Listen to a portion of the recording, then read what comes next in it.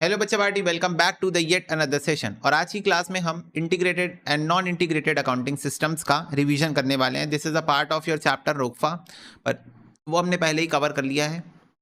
Reconciliation का part जो है मैंने आपको बताया था बच्चों, रिकन्सिलिएशन रोकफा चैप्टर के अंदर जो हम पढ़ते हैं, reconciliation of cost accounting and financial accounting systems, उसकी ज़रूरत इसलिए पड़ती है क्योंकि हम नॉन इंटीग्रेटेड अकाउंटिंग सिस्टम कभी कभार फॉलो करते हैं। क्या होता था इंटीग्रेटेड और नॉन इंटीग्रेटेड का मतलब? जब हम बच्चों कॉस्ट अकाउंटिंग को फाइनेंशियल अकाउंटिंग के साथ मिक्स एंड मैच करके बनाते हैं अपने बुक्स ऑफ अकाउंट्स, मतलब हम इस तरीके से अपनी बुक्स ऑफ अकाउंट्स बनाते हैं, एक तीर से दो निशाने हो जाते हैं। कॉस्ट अकाउंटिंग वाला पर्पस भी सर्व हो जाता है और फाइनेंशियल अकाउंटिंग वाला पर्पस भी सर्व हो जाता है। तो यस यस अंशुमान, इसी साल आपकी ग्रुप 2 की बैच हुई है। तो बच्चों, अगर आपका दोनों पर्पस एक ही बार में सर्व हो जाता है, दोनों की एक साथ बुक्स बन जाती है, तो हम उसको बोलते हैं इंटीग्रल अकाउंटिंग सिस्टम। ठीक है। नॉन इंटीग्रल अकाउंटिंग सिस्टम क्या होता है? जहां पर आपकी cost accounting and financial accounting दोनों हम अलग अलग मेंटेन करते हैं। अब दोनों हम अलग अलग मेंटेन करते हैं, दोनों अपने अपने तरीके से मेंटेन होते हैं, इस वजह से आपका कॉस्ट अकाउंटिंग का प्रॉफिट अलग आता है, फाइनेंशियल अकाउंटिंग का प्रॉफिट अलग आता है। अब क्योंकि दोनों का प्रॉफिट यहाँ पर अलग आता है, तो इन दोनों के प्रॉफिट को क्यों अलग आ रहा है उसका रीजन ढूंढते हैं और उसको रेक्टिफाई करते हैं, उसी को बोलते हैं reconciliation of cost and financial accounting systems. तो ये हमने पढ़ लिया, ये चैप्टर तो हो गया हमारा। ठीक है, ये चैप्टर हमको पढ़ना है बच्चों। इस चैप्टर के अंदर हम जर्नल एंट्री पास करना सीखते हैं। ओके, तो अब जरा ध्यान से देखो, integrated accounting system, non integrated accounting system में प्राइमरली क्या क्या डिफरेंस है, ये भी क्वेश्चन एग्जाम में थ्योरी में आता है। मीनिंग है, it is a combination of financial and cost accounting. It is a system in which financial and cost accounting are prepared separately. Okay, reconciliation यहाँ पर रिक्वायर्ड नहीं है क्योंकि दोनों साथ में बनाया जा रहा है, पर यहाँ पर करना पड़ता है। नंबर ऑफ बुक्स, यहाँ पर एक ही सेट ऑफ बुक्स में काम हो जाता है, लेकिन यहाँ पर अलग अलग बुक्स बनाई जाती है कॉस्ट अकाउंटिंग फाइनेंशियल अकाउंटिंग के लिए। डुप्लीकेशन ऑफ वर्क यहाँ पर बच्चों नहीं होगा क्योंकि आप एक ही बार बना रहे हो, वो कॉस्ट अकाउंटिंग का भी काम कर देगा, फाइनेंशियल अकाउंटिंग का भी काम कर देगा। लेकिन यहाँ पर डुप्लीकेशन ऑफ वर्क होगा because as one transaction recorded in the two books and then in future it is going to be reconciled, तो यहाँ डुप्लीकेशन ऑफ वर्क देखने को मिलेगा। ठीक है। इकोनॉमिकल, ये ज़्यादा इकोनॉमिकल है बिकॉज इसमें टाइम और मनी बचेगा क्योंकि एक ही बुक्स ऑफ अकाउंट्स मेंटेन करनी है, जबकि ये एक लेस इकोनॉमिकल है as compare to integrated accounting system. Profit and loss का फिगर, यहाँ पर एक ही प्रॉफिट एंड लॉस का फिगर आएगा क्योंकि एक ही बुक्स बन रही है, जबकि यहाँ पर दो आएगा। लेजर, यहाँ पर सब्सिडरी बुक्स बनती है, यहाँ पर कॉस्ट लेजर्स बनाई जाती है। ठीक है। इंटरडिपेंडेंस, कॉस्ट और फाइनेंशियल अकाउंटिंग डिपेंडेंट है यहाँ पर एक दूसरे के ऊपर, जबकि यहाँ पर बच्चों दोनों इंडिपेंडेंट है, दोनों के अपने अलग अलग तरीके हैं, दोनों को हम अपने तरीके से उनके रूल्स के अकॉर्डिंग हम रिकॉर्डिंग करते हैं। तो ये प्राइमरी डिफरेंस है, आपको पता होगा। इनमें से 4 5 6 डिफरेंस आप याद रख सकते हो, एक दो बार रीड करोगे एकदम जेनरिक है, याद हो जाएगा क्योंकि दोनों चैप्टर आपको समझ में आ रहा है ना। फाइनेंशियल अकाउंटिंग आपने पढ़ा हुआ है, कॉस्ट अकाउंटिंग पढ़ा हुआ है आपने, रोकफा चैप्टर आपने पढ़ा है, यू ऑलरेडी नो कहाँ कहाँ पर डिफरेंसेस आते हैं, क्या क्या प्रैक्टिकल प्रॉब्लम्स हैं, तो आप ये डिफरेंस बिटवीन खुद से बना सकते हो एग्जाम में। तो एज सच रट्टा मारने की जरूरत नहीं है, 4 5 पॉइंट याद रखना अगर एग्जाम में थ्योरी में है। If you want to attempt you can note from the next page the general entry for non integral accounting system is given. After understanding non-integral accounting system, you just have to replace GLA account with personal or real account, which we ignore the time of passing journal entry in non-integral accounting systems. तो बच्चों एक बात बताओ, क्या तुमको याद है क्या कि ROI क्या है इस चैप्टर का? ओके, इस चैप्टर का ROI ये है कि हर अटेम्प्ट में बच्चों ये चैप्टर आपके पास में आता है, रोकफा हर अटेम्प्ट में आता है। अब जिस अटेम्प्ट में इंस्टीट्यूट रोकफा नहीं पूछती है, उस अटेम्प्ट में institute integral and non integral पूछती है, और ऐसा पिछले 6 अटेम्प्ट में 7 अटेम्प्ट में 2 बार हुआ है। ठीक है, 6-7 अटेम्प्ट में 2 बार हुआ है कि जहां पर इंस्टीट्यूट को रोकफा नहीं पूछना था, उन्होंने आपसे इंटीग्रल नॉन इंटीग्रल पूछ लिया था। तो ये इसकी ROI है कि रोकफा के रिप्लेसमेंट में अगर कोई चैप्टर आ सकता है तो वो सिर्फ और सिर्फ ये है, और कोई चैप्टर इंस्टीट्यूट नहीं प्रेफर करती। मतलब अगर रोकफा नहीं आ रहा किसी अटेम्प्ट में तो वहां इंटीग्रल नॉन इंटीग्रल ही आएगा, उसी का पार्ट आएगा। तो इसलिए आपको करना चाहिए मेरे हिसाब से तो, और इजी चैप्टर है। तो बच्चों पहली बात, क्या आपको याद है कि हम लोग नॉन इंटीग्रल अकाउंटिंग सिस्टम में, नॉन इंटीग्रेटेड अकाउंटिंग सिस्टम में पर्सनल अकाउंट और रियल अकाउंट्स को इग्नोर कर देते हैं।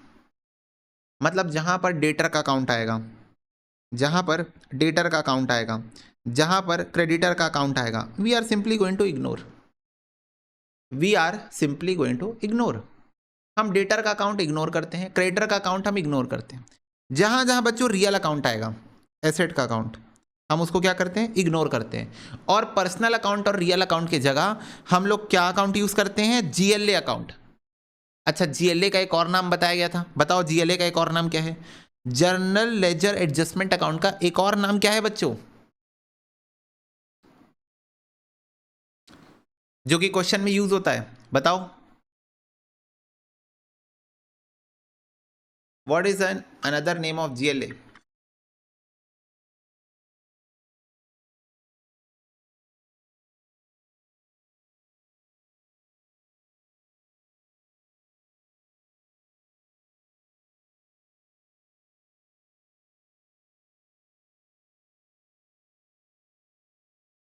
बच्चों इसको बोलते हैं कॉस्ट लेजर कंट्रोल अकाउंट। क्या बोलते हैं?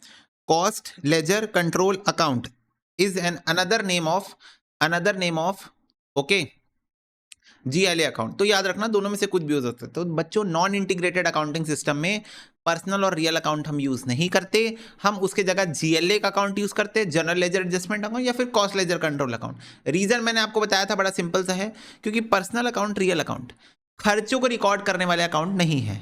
करेक्ट? बोलो ये सर नो। जीएलए अकाउंट जो है वो किसके रिप्लेसमेंट में यूज हो रहा है, पर्सनल अकाउंट और real account. Personal real account खर्चों को नहीं दिखाता। और बच्चों we all know cost accounting is all about expenses. बोलो हाँ, cost accounting is all about expenses. तो हमको जिस चीज का रिकॉर्ड रखना है वो क्या है, एक्सपेंस है।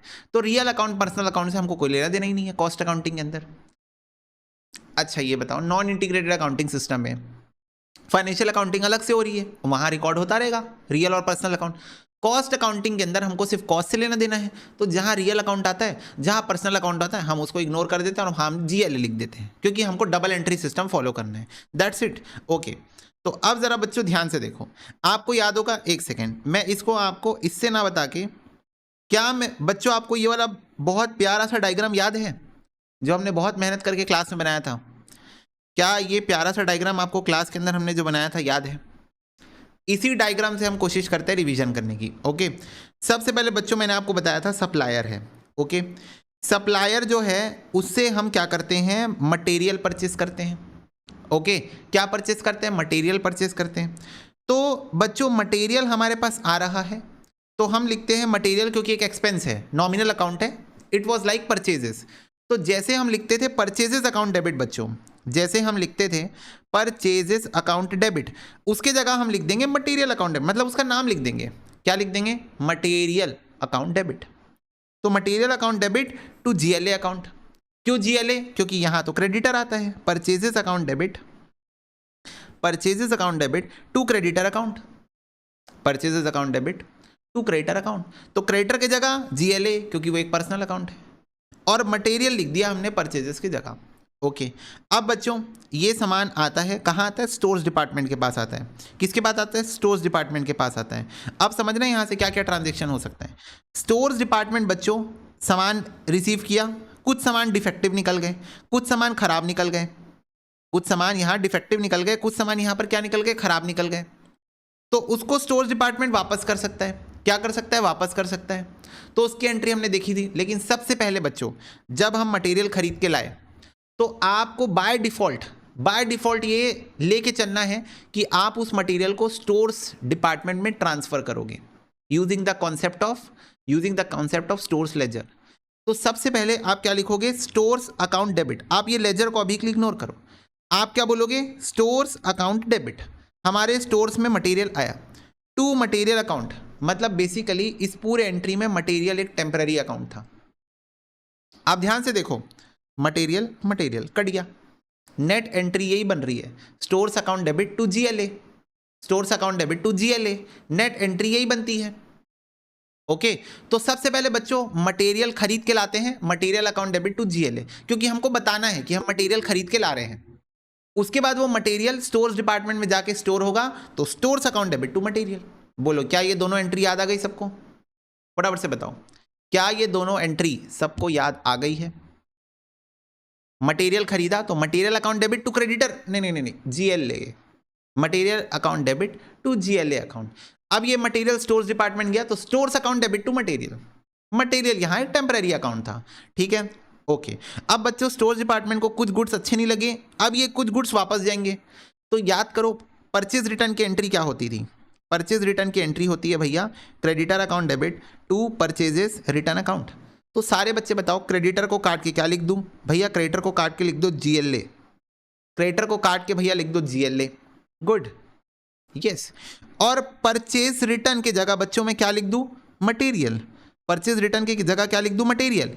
ओ, पर मटेरियल अकाउंट तो हमने कैंसिल कर दिया था, कैसे कैंसिल कर दिया था, स्टोर्स का नाम लिख के, तो मटेरियल नहीं, यहां लिख दो स्टोर्स, इजी।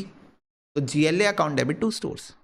अगर स्टोर से कोई सामान वापस कर रहे हो, अगर स्टोर से सामान कोई वापस कर रहे हो, तो if you are returning goods from the store to supplier, you have to write supplier account debit, उसके जगह GLA लिख देना to stores account, simple simple, ठीक है, ओके। अब इसके बाद बच्चों स्टोर्स डिपार्टमेंट से अगर प्रोडक्शन डिपार्टमेंट को आप डायरेक्ट मटेरियल इशू कर रहे हो, क्या इशू कर रहे हो, डायरेक्ट मटेरियल, स्टोर्स डिपार्टमेंट में डायरेक्ट मटेरियल रखा होगा, इनडायरेक्ट मटेरियल भी रखा होगा, तो अगर आप स्टोर्स डिपार्टमेंट से डायरेक्ट मटेरियल इशू कर रहे हो तो आप लिखोगे work in progress account debit, क्योंकि आपने प्रोडक्शन डिपार्टमेंट में मटेरियल सप्लाई किया है, किस चीज़ के लिए, प्रोडक्शन के लिए, ऐसा प्रोडक्शन जो अभी चालू होने वाला है, चालू हो गया है, चल रहा है, इसीलिए हम WIP यूज़ करते थे। तो work in progress account debit, ठीक है, लेजर वर्ड बाय डिफॉल्ट लगाना है, आप देखो WIP को, तो WIP account debit to stores account. जब स्टोर्स के पास मटेरियल आया तो स्टोर्स अकाउंट डेबिट हुआ, जब स्टोर्स के पास से मटेरियल गया तो स्टोर्स अकाउंट या क्रेडिट हुआ, यहाँ भी स्टोर्स अकाउंट क्रेडिट हुआ, स्टोर्स के पास से जब भी मटेरियल वापस जाएगा क्रेडिट होगा, जब भी आएगा डेबिट होगा, ठीक है। अगर बच्चों प्रोडक्शन डिपार्टमेंट को आप इनडायरेक्ट मटेरियल इशू करते हो, या फिर क्वेश्चन वर्ड यूज करता है रिपेयर्स के लिए मटेरियल इशू करते हो, या तो क्वेश्चन वर्ड यूज करेगा इनडायरेक्ट मटेरियल, या तो क्वेश्चन वर्ड यूज करेगा रिपेयर्स के लिए, तो अगर आप रिपेयर्स या इनडायरेक्ट मटेरियल के तौर पे स्टोर्स डिपार्टमेंट से प्रोडक्शन डिपार्टमेंट में सामान भेजते हो, तो आप उसको फैक्ट्री ओवरहेड्स की तरह दिखाओगे, किसकी तरह दिखाओगे, फैक्ट्री ओवरहेड्स। तो factory overheads account debit to stores account, again stores account credit होगा क्योंकि मटेरियल जा रहा है, ठीक है। अब बच्चों यहाँ पर प्रोडक्शन डिपार्टमेंट से स्टोर्स डिपार्टमेंट को सामान वापस भी आ सकता है, जो यूज नहीं हुआ, अनयूज सामान वापस आ सकता है, तो वापस आएगा तो उल्टा एंट्री पास कर देना, again stores account debit to WIP account. तो जब भेजा था तो WIP account debit to stores, जब वापस आया stores account debit to WIP। ऐसा भी हो सकता है कि प्रोडक्शन डिपार्टमेंट जो है, ऐसा भी हो सकता है कि जो प्रोडक्शन डिपार्टमेंट है वो सप्लायर से डायरेक्टली कुछ सामान खरीद ले, हो सकता है कि प्रोडक्शन डिपार्टमेंट सप्लायर से डायरेक्टली सामान खरीद ले। तो मैंने आपको क्या बताया था, अगर डायरेक्टली सामान खरीद रहे हैं तो ये मटेरियल गया, ये स्टोर्स गया, तो बताओ बच्चों क्या एंट्री बन गई, अगर डायरेक्ट सामान खरीदा जाए तो, क्योंकि अब ना मटेरियल ओपन होगा ना क्लोज होगा, ना सामान स्टोर्स पे गया तो स्टोर्स ना ओपन होगा ना क्लोज होगा, अकाउंट स्टोर्स अकाउंट। अगर प्रोडक्शन डिपार्टमेंट डायरेक्टली सामान खरीद ले, WIP account debit to GLA account, सीधा हमने सामान को प्रोडक्शन में ले लिया तो WIP account debit to GLA account, बात खत्म। क्या ये बात क्लियर है, WIP account debit to GLA account, क्योंकि ये सामान डायरेक्टली कहाँ चला गया, प्रोडक्शन डिपार्टमेंट में फ्रॉम सप्लायर, ओके। तो ये बच्चों सारी एंट्रीज हो गई आपकी मटेरियल से रिलेटेड, ये आपकी सारी एंट्रीज हो गई मटेरियल से रिलेटेड, नोट्स के अंदर भी आपको देखने को मिलेगी। देखो मटेरियल कंट्रोल अकाउंट डेबिट, अच्छा कंट्रोल वर्ड लगाना होता है, याद है by default you have to use this word control, okay, ठीक है, by default you have to use this word control, ठीक है, ओके। उपासना बेटा सॉल्यूशन की आपको नीड नहीं बेटा, ये आप रिवीजन कर रहे हो, आप पर्पस समझो रिवीजन का। Now we are not, we didn't want any solution at this point of time, we want concept to be revised, revision should be done from the questions, from your notes, जो ये वाले notes है, ये वाले notes हैं, you have to revise the concepts, this is not the time to write the solution of the questions। मतलब हम लिख के प्रैक्टिस करने वाला फेज खत्म हो गया, वो फेज आउट हो चुका है। Now 10 days, 15 days, 20 days before exam, what you have to focus on, you have to focus on concepts, you have to focus on whether you are able to revise the concept, whether you are able to recollect the things you already studied। तो ये सब चीज़ों पे आपको focus करना है, ठीक है। तो इसीलिए सॉल्यूशन प्रोवाइड करने कोई सेंस नहीं, हालांकि मैं दिखा देता हूँ, अगर आपको रफली लिखना है, आंसर्स लिखना है, आप लिख सकते हो, बट लिख के आप प्रैक्टिस नहीं करोगे, प्रेजेंटेशन आपको आनी चाहिए पहले से, अब तो LDR ही चल रहा है, ये मान के चलो तुम। Material control account debit to GLA, फिर ये मटेरियल स्टोर्स में जाएगा तो स्टोर्स टू मटेरियल। फिर इसके बाद बच्चों अगर ये रिटर्न हुआ तो GLA account debit to stores, ठीक है, material return to supplier. Direct material जाएगा तो WIP टू स्टोर्स। अगर तुम्हारा इनडायरेक्ट मटेरियल जाएगा, ओके, इनडायरेक्ट मटेरियल जाएगा तो प्रोडक्शन ओवरहेड टू स्टोर्स। अगर इनडायरेक्ट मटेरियल रिटर्न होगा तो शशांक रिवर्स कर दो एंट्री को, ठीक है। अब बच्चों अगर डायरेक्ट परचेज हुआ तो WIP टू GLA। तो ये हमने बच्चों सारी एंट्रीज लिख ली यहाँ पर। Production department, store department return की एंट्री है। For the purpose of repairs, बच्चों अगर रिपेयर्स वर्ड यूज हुआ, रिपेयर्स वर्ड यूज हुआ तो उसको प्रोडक्शन ओवरहेड ही मानना, इनडायरेक्ट मटेरियल मानना, ठीक है। प्रोडक्शन ओवरहेड टू WIP, अच्छा है, ये तो ट्रांसफर की एंट्री है, इसको हम बाद में देखेंगे। तो ये था बच्चों आपका मटेरियल से रिलेटेड सारा एंट्री, ठीक है भैया। अब इसके बाद देखो आपका जो फैक्ट्री ओवरहेड्स इनकर हुआ था, अल्टीमेटली ये आपके फिनिश गुड्स का ही पार्ट बनता है ना। सारे बच्चे बताओ, factory overhead is going to be the part of finish goods, right? फटाफट से बताओ, factory overhead is going to be the part of finish goods.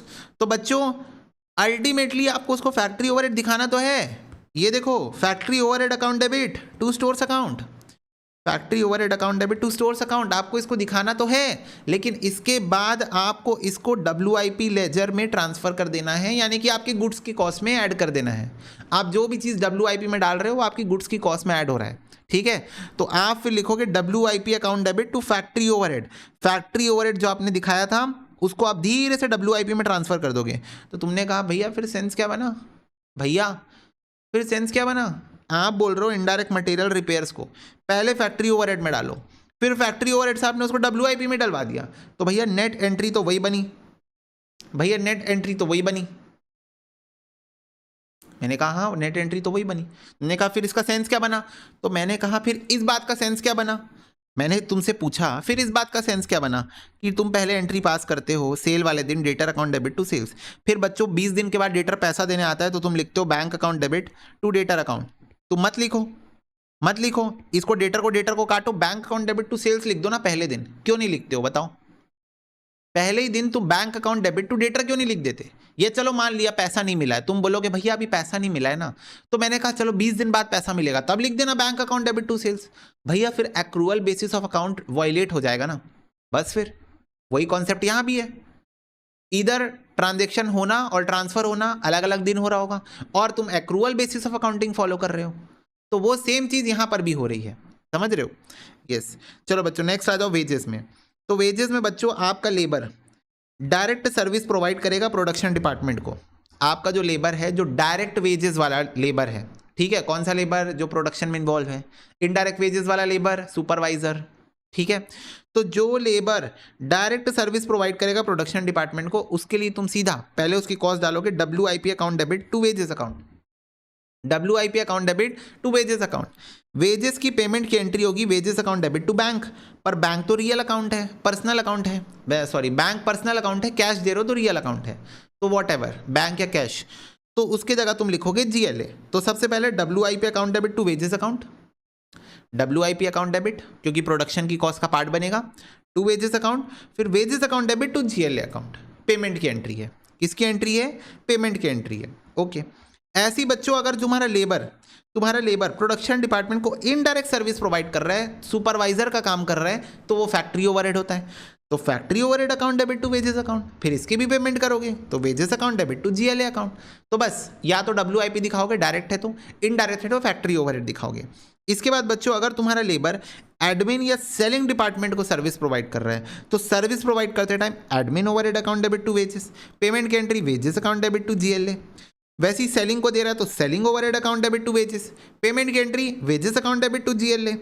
और फिर बच्चों फैक्ट्री ओवरहेड को तुम WIP में ट्रांसफर की एंट्री कर दोगे। बताओ इजी। अगर डायरेक्ट वेजेस है तो WIP account debit, WIP account debit, ठीक है, to wages, wages to GLA, payment की एंट्री। अगर तुम्हारा इनडायरेक्ट लेबर है तो factory overhead account debit to wages, अगर एडमिन वाला है तो admin overhead account debit to wages, और अगर सेलिंग वाला है तो selling overhead account debit to तुम्हारा वेजेस, ठीक है। और फिर पेमेंट की एंट्री हर जगह बच्चों सेम है, ये देखो पेमेंट की एंट्री हर जगह सेम है, ठीक है, ओके। और फिर याद रखना ये जो फैक्ट्री ओवरहेड है उसको WIP में ट्रांसफर करना है, कॉस्ट का पार्ट बनाना है। इसके बाद बच्चों ओवरहेड्स की बात करते हैं। तो ओवरहेड्स की जो आप पेमेंट करोगे ओवरहेड्स की, तो पहला आता है फैक्ट्री ओवरहेड, तो factory overheads account debit to GLA account, और फिर इसको तुम गुड्स की कॉस्ट का पार्ट बनाओगे तो WIP में ट्रांसफर करोगे, WIP account debit to factory overhead account, ठीक है। इसको गुड्स की कॉस्ट का पार्ट बनाना है, क्लियर है ये बात? यस। फिर उसके बाद admin overhead account debit to GLA, admin overheads की payment, selling overhead account debit to GLA, selling overheads की पेमेंट, ठीक है, ओके। अब बच्चों आप करोगे ट्रांसफर एंट्रीज, तो ट्रांसफर एंट्री सबसे पहले आप करोगे, मेरे को फटाफट से सारे बच्चे बताओ, सारे बच्चे फटाफट से बताओ अभी तक तुम सारे डायरेक्ट खर्चे और सारा फैक्ट्री ओवरहेड WIP में ट्रांसफर कर चुके हो? बोलो, सारे direct expenses plus factory overhead तुमने दोनों मिला के WIP बना लिया है अभी तक? हाँ, अब इस WIP को उठाओ फिनिश गुड्स में डाल दो, इस WIP को उठाओ, इसमें एडमिन का खर्चा मिलाओ और इसको फिनिश गुड्स में डाल दो, करेक्ट। कॉस्ट शीट वाला फॉर्मेट बच्चों, मैंने आपको बार बार बोला है रोकफा चैप्टर में अभी भी कॉस्ट शीट का ओल्ड फॉर्मेट ही लग रहा है, लॉजिक रोकफा चैप्टर के अंदर अभी भी old format of cost sheet वाला लॉजिक लग रहा है। सारे बच्चे बताओ, अब WIP में एडमिन का तड़का लगाऊं और COP बना दूं, कॉस्ट ऑफ प्रोडक्शन, बोलो ना। WIP में एडमिन का तड़का लगा के कॉस्ट ऑफ प्रोडक्शन बना दूं, फिनिश गुड्स, बोलो यस भैया। तो इधर देखो ध्यान से, मैंने बोला finish goods account debit to WIP account to admin overhead account, लिखा अलग अलग हूं पर एक ही एंट्री है दोनों। फिनिश गुड्स अकाउंट डेबिट, क्या बोला मैंने? Finish goods account debit to WIP account to admin overhead account, WIP plus admin दोनों को मिलाकर फिनिश गुड्स बना दिया। हा मजा आ गया, WIP और एडमिन को मिला के फिनिश गुड्स बना दिया, ठीक है भैया। अब बच्चों फिनिश गुड्स से क्या बनता है? कॉस्ट ऑफ सेल्स बनता है कि नहीं बनता है बताओ? कॉस्ट ऑफ गुड्स सोल्ड बनता है ना, कॉस्ट ऑफ सेल्स बनता है, पहले COGS बनता है, ओपनिंग क्लोजिंग इन्वेंटरी एडजस्ट करने के बाद, फिर cost of goods sold, cost of sales बन जाता है, ओके। तो बच्चों ये बताओ अगर मैं वाला स्टेप स्किप कर दूं, ओपनिंग क्लोजिंग FG वाला, ठीक है, तो मुझे ये बताओ कि फिनिश गुड्स की कॉस्ट में, यानी कि कॉस्ट ऑफ प्रोडक्शन में, या फिर बोल लो चलो कॉस्ट ऑफ गुड्स सोल्ड बोल लो, कॉस्ट ऑफ गुड्स सोल्ड में अगर मैं सेलिंग ऐड कर देता हूं तो बोलो कॉस्ट ऑफ सेल्स बनता है कि नहीं बनता है? फटाफट से बताओ। हाँ यूज बेटा सफिशिएंट है, बिल्कुल सफिशिएंट है, ओके।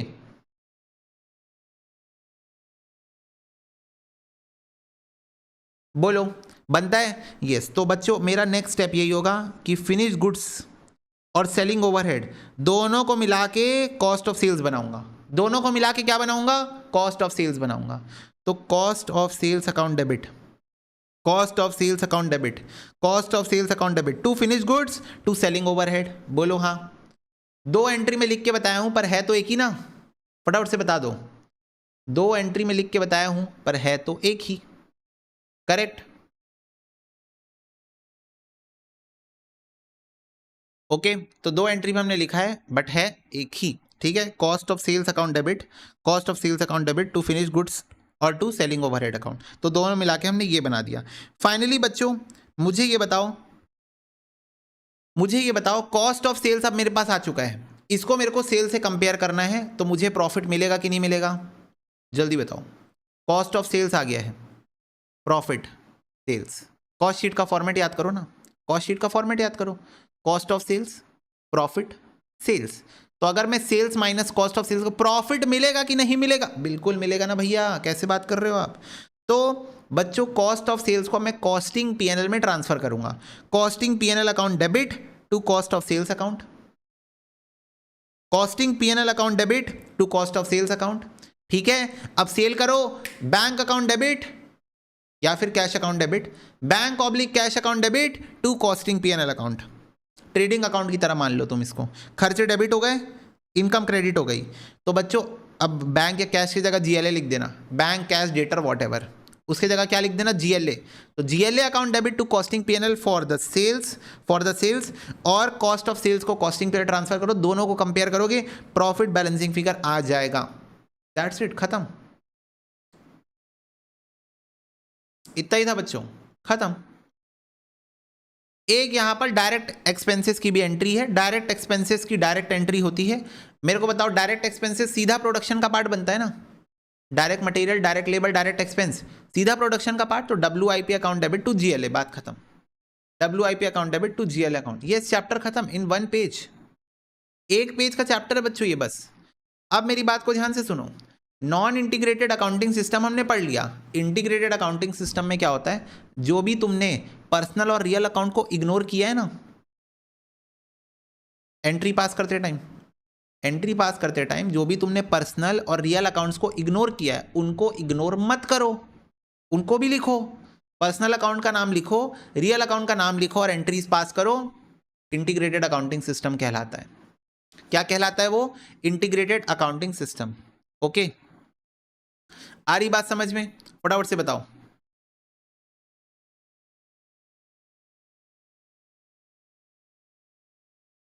बोलो।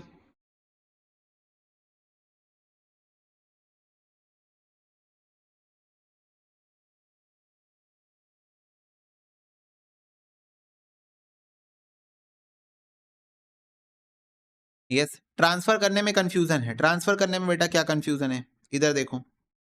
कोई कंफ्यूजन, मेरे को तो कोई कंफ्यूजन नहीं भैया, पर हमें कंफ्यूजन है ना। अरे अरे, ऐसा थोड़ी होता है। ये देखो, मेरे को बताओ, सबसे पहले तुमने मटेरियल लिया, मटेरियल हुआ, लेबर हुआ, डायरेक्ट एक्सपेंस हुआ, ये सब सीधा WIP गया बच्चों, यस और नो, जल्दी बताओ। ये सब WIP गया, direct material, direct labour, direct expense, तीनों WIP गया ना।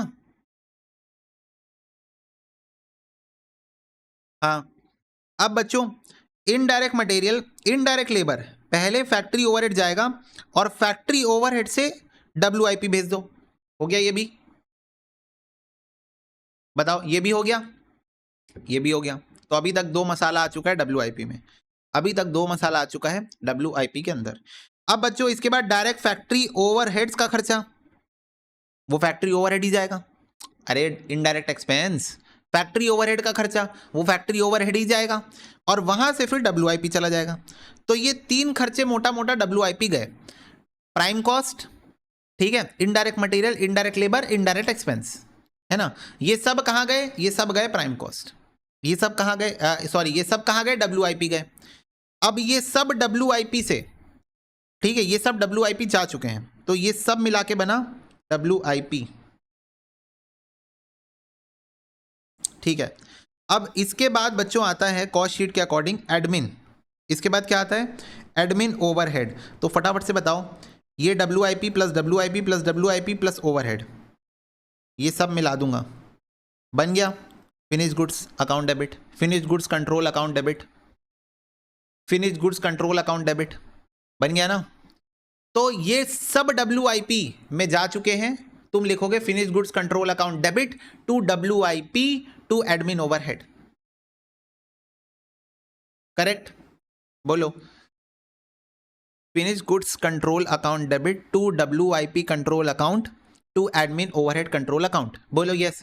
ये क्या बना, कॉस्ट ऑफ प्रोडक्शन बना। क्या बना, कॉस्ट ऑफ प्रोडक्शन। अब बच्चों फिनिश गुड्स आ गया, मतलब एक तरीके से तुम्हारा कॉस्ट ऑफ प्रोडक्शन आ गया, इसको तुम कॉस्ट ऑफ गुड्स सोल्ड मान लो। ओपनिंग क्लोजिंग गुड्स यहाँ पर होगा नहीं, तो इसमें अब मैं ऐड करूंगा सेलिंग, बनेगा कॉस्ट ऑफ सेल्स। तो मैं क्या करूंगा, cost of sales account debit to finish goods control account, ये वाला जो अभी आया, ये वाला, to selling overhead control account. तो ये दोनों मिला के बना cost of sales. Cost of sales को मैं ट्रांसफर करूंगा PNL अकाउंट में, तो PNL account debit, costing PNL account debit, ठीक है, to cost of sales account, यहां ट्रांसफर करूंगा, ठीक है, to cost of sales account. इसके बाद बच्चों मेरे को पैसा मिलेगा, मजदूरी मिलेगा, किस चीज के लिए, सेल्स के लिए। तो cash account debit, bank account debit, debtor account debit, सब रियल पर्सनल अकाउंट है। ओके, तो उसकी जगह मैं लिखूंगा GLA account debit to costing PNL account. Oh my god, come on everyone, profit आ जाएगा। खत्म हो गया ये, बस इतना ही डिस्कशन था बच्चों। जीएलए अकाउंट का दूसरा नाम है कॉस्ट लेजर कंट्रोल अकाउंट। चलो बताओ, इजी, यस और नो? यस। अब बच्चों कुछ एडिशनल एंट्रीज होती हैं, वो मैं आपको बता देता हूँ, जो उस पेज में नहीं थी पर यहाँ तुमको देखना है। और वो एंट्रीज हैं अब नॉर्मल लॉस या नॉर्मल लॉस की एंट्रीज एक बार देख लो। Costing PNL account debit to stores बच्चों, अगर अब नॉर्मल लॉस हुआ तो। Production overhead control account debit to stores ledger control account, अगर नॉर्मल लॉस हुआ तो। अच्छा, एक बार ज़रा फिर से ध्यान से देखो, एक बार ध्यान से देखो, क्या मैंने एबनॉर्मल लॉस को चुपचाप चल बेटे बाय बाय हो जाए यहाँ से कॉस्टिंग पीएनएल में दिखा दिया है? कस्टमर से नहीं लूंगा, बोलो, कस्टमर से मैं नहीं लूंगा, मैंने उसको कॉस्टिंग पीएनएल में दिखा दिया कि नहीं दिखा दिया है? बताओ भाई। बिल्कुल दिखा दिया भैया। और ध्यान से देखो, नॉर्मल लॉस को मैंने प्रोडक्शन ओवरहेड्स चार्ज कर दिया है। आपको भी पता है प्रोडक्शन ओवरहेड्स गुड्स की कॉस्ट का पार्ट बन जाएगा, absorbed by good units. Come on, yes और नो? प्रोडक्शन ओवरहेड्स में चार्ज कर दिया मैंने नॉर्मल लॉस, तो नॉर्मल लॉस गुड्स की कॉस्ट का पार्ट बन जाएगा and it is going to be ultimately absorbed by good units. हाँ, यहाँ से WIP जाएगा, WI से FG जाएगा, FG से कॉस्ट ऑफ सेल्स बन जाएगा। ओके, इसके अलावा बच्चों ये एंट्री हालांकि तुमको पता है अंडर या ओवर रिकवरी, तो अगर बच्चों अंडर रिकवरी की है आपने किसकी, खर्चों की, ओवरहेड्स की, तो आपने कम खर्चे लिख के रखे थे तो अब उसको बढ़ाना है, तो costing PNL account debit to जो भी आपका ओवरहेड्स था वो अकाउंट।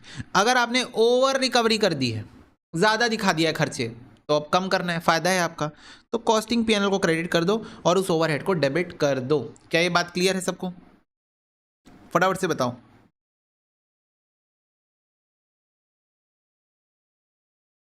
यस और नो?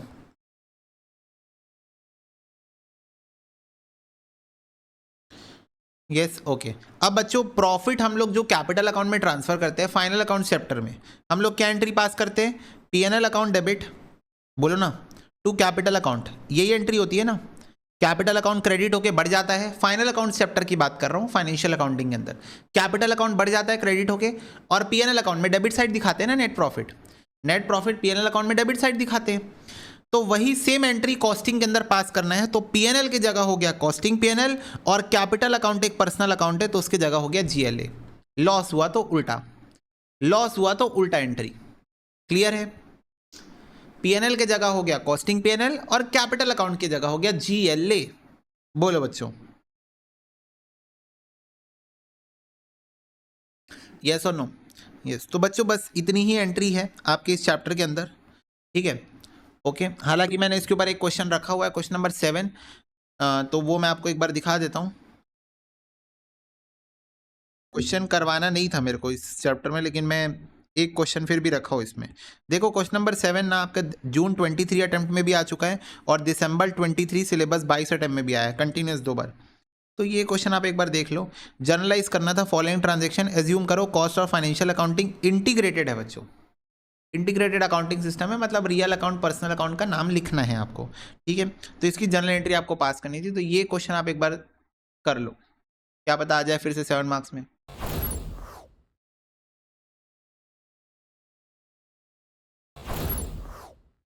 ओके बच्चों, डन।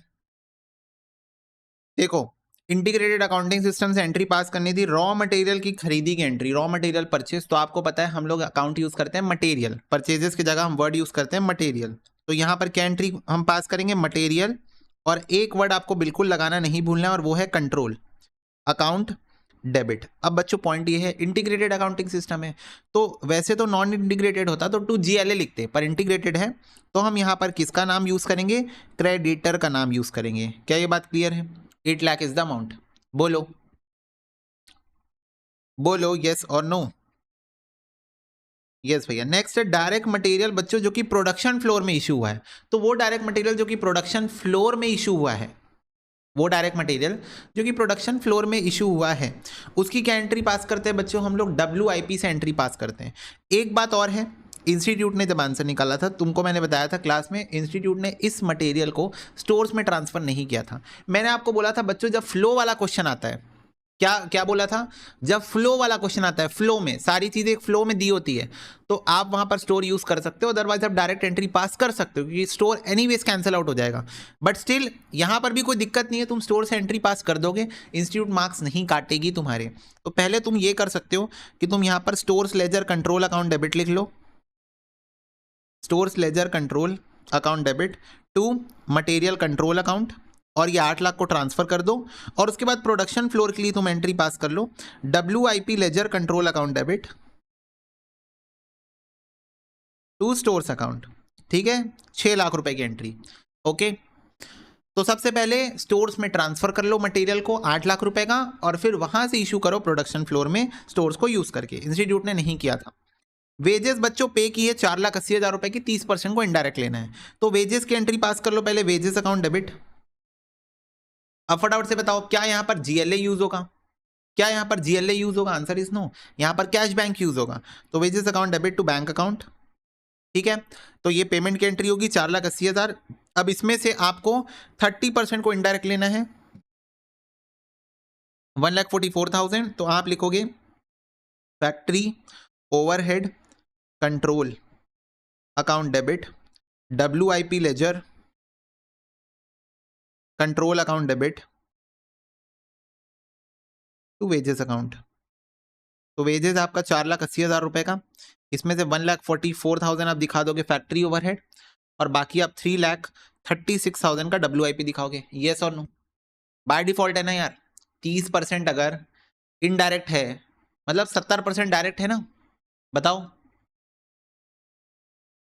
बोलो, 70% डायरेक्ट लोगे ना, इम्प्लिसिट है। Okay, wages charge to production, ये लो नेक्स्ट स्लाइड में खुद ही बता दिया। ठीक है, मैन्युफैक्चरिंग एक्सपेंसेस बच्चों 3,80,000 का हुआ है, तो factory overhead control account debit to bank account. Manufacturing overhead मतलब होता है फैक्ट्री ओवरहेड, बोलो यस और नो? कंट्रोल वर्ड लिखना मत भूलना, कंट्रोल वर्ड लिखना मत भूलना। इसको कहां ट्रांसफर करते हैं बच्चों, बिना बोले, बिना बोले इसको कहां ट्रांसफर करते हैं, WIP ledger control account debit to factory overhead, WIP में ट्रांसफर करते हैं।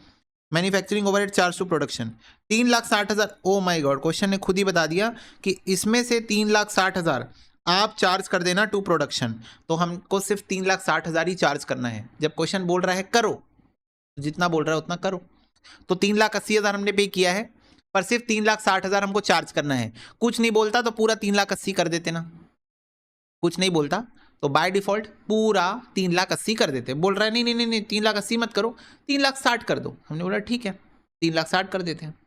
Next, selling and distribution cost है बच्चों 80,000 रुपए की, तो selling overhead control account debit to bank account 80,000 रुपए आप पे करोगे पहले सेलिंग ओवरहेड।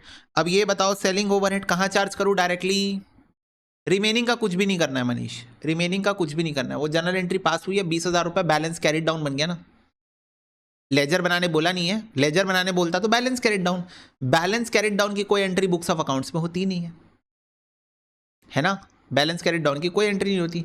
सारे बच्चे बताओ सेलिंग ओवरहेड कहाँ चार्ज होता है, कॉस्ट ऑफ सेल्स में चार्ज होता है, तो यहां लिखोगे cost of sales account debit to selling overhead, to selling overhead control account. क्या ये बात क्लियर है? To selling overhead control account पूरा 80,000 चार्ज कर देना, क्योंकि यहां कुछ भी नहीं बोला क्वेश्चन, यहां क्वेश्चन ने कुछ भी नहीं बोला, तो पूरा 80,000 यहां पर चार्ज कर देना। Okay, wages charge to production की एंट्री क्यों नहीं पास की बेटा, ये क्या है फिर, ये क्या दिख रहा है बेटा? Come on open the chat guys, come on guys open the chats. 3,36,000 charge to production की एंट्री है WIP। ओके यस, इसके बाद है बच्चों finish product at cost. Finally कितना आइटम WIP से निकल के, कितना आइटम WIP से निकलकर फिनिश गुड्स में जाएगा, 8 लाख रुपए। तो यहां लिखो finish goods control account debit to WIP ledger control account. 8 lakh रुपए का सामान WIP से निकलकर फिनिश गुड्स में जाएगा, बोलो यस और नो? 8 लाख रुपए का सामान WIP से निकलकर फिनिश गुड्स में जाएगा, बोलो यस और नो?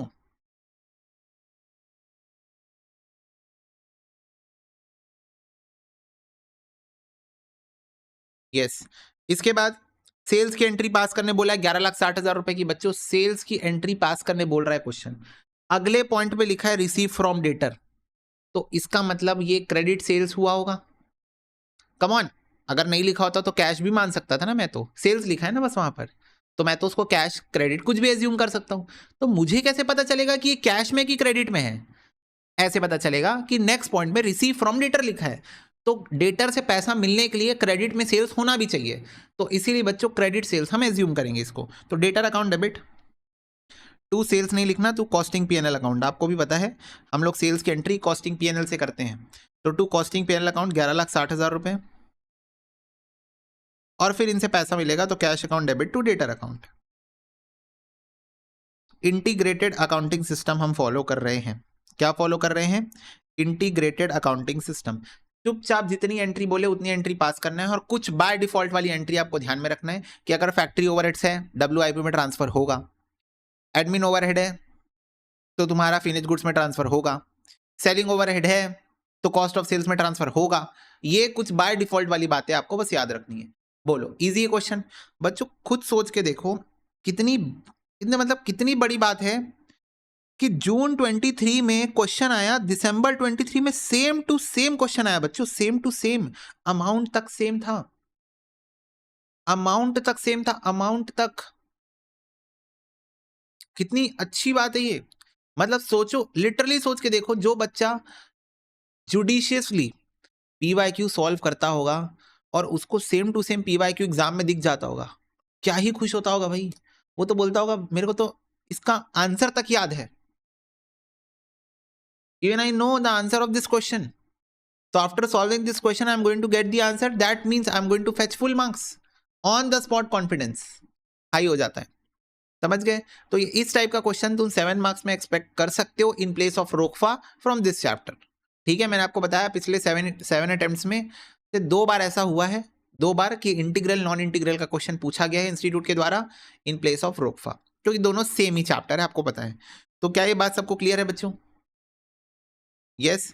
तो आप नोट्स को अच्छे से गो थ्रू करोगे, आपको पता है नोट्स के अंदर ये वाला पोर्शन जो है वो तुम्हारा कौन सा है? कॉस्ट अकाउंटिंग वाला पोर्शन है। ये तो फाइनेंशियल अकाउंटिंग वाला है, इसको तुम सिंपली इग्नोर कर सकते हो, you can simply ignore this part. इस तरफ जो लिखा हुआ है वो तुम इग्नोर कर सकते हो, क्योंकि वो कंपैरिजन के लिए मैंने लिखा है कि फाइनेंशियल अकाउंटिंग के अंदर इसकी ये वाली एंट्री होती है। जैसे देखो, purchases account debit to cash, या फिर क्रेडिटर की एंट्री होती है गुड्स मटेरियल परचेज के लिए। कॉस्ट अकाउंटिंग में ये एंट्री होती है, तो वो मैंने सिर्फ कंपैरिजन के लिए लिखा था। बाकी यू कैन सिंपली इग्नोर इस वाले पार्ट की सारी एंट्रीज, तुम उस वाले पार्ट की एंट्रीज में फोकस करोगे, इस पेज में भी, इस पेज में भी। इस वाले पेज में तुम पूरा पेज देखोगे, क्योंकि यहाँ कोई ऐसा बायफर्गेशन नहीं है, यहाँ पर सारी एंट्रीज कॉस्ट अकाउंटिंग वाली ही लिखी हुई है।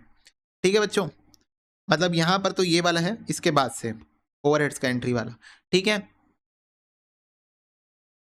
हाँ, जर्नल एंट्री बस बनाना था, नरेशन तक नहीं लिखना था, इंस्टीट्यूट ने बोला इग्नोर करो नरेशन को। तो बच्चों इसी के साथ तुम्हारा इंटीग्रल नॉन इंटीग्रल का जर्नल एंट्री हमारा रिवाइज हो गया है। You need only this 1 page to revise everything. आपके पास बस ये एक पेज होना चाहिए और you are good to go. इस पेज में सिर्फ वो 2 एंट्रीज नहीं है, कौन सी? अंडर या ओवर एब्जॉर्प्शन की वो वाली एंट्री नहीं है, ठीक है, और सेल्स की एंट्री नहीं है, दैट्स इट। बाकी सारी एंट्री है बच्चों इस पेज के अंदर। तो आपको बस ये एक पेज चाहिए होगा टू रिवाइज एवरीथिंग। ठीक है, और ये याद रखना है, एबनॉर्मल लॉस जाएगा कॉस्टिंग पीएनएल में, और नॉर्मल लॉस जाएगा तुम्हारा प्रोडक्शन ओवरहेड में। ठीक है, हाँ, अगर क्वेश्चन ना बोले कुछ भी तो नरेशन आपको लिखना पड़ेगा, you have to write narration. Question अगर बोल दे कि नरेशन इग्नोर करो तो कर देना, पर अगर क्वेश्चन कुछ भी ना बोले तो नरेशन आपको लिख के आना है। नरेशन यहाँ पर आपके नोट्स में भी लिखा हुआ है, आप देखो हर जर्नल एंट्री में नरेशन लिखा हुआ है बेसिक सा, तो वो आपको लिख के ही आना ही है बच्चों। ठीक है बच्चा पार्टी, तो यस, इसी के साथ ये वाला चैप्टर का रिवीजन हमारा छोटा सा प्यारा सा in the span of just 45 minutes होता है समाप्त। ओके, तो इस वाली क्लास में बस इतना ही, मिलता है अगले सेशन में, तब तक god bless you, take care and bye bye.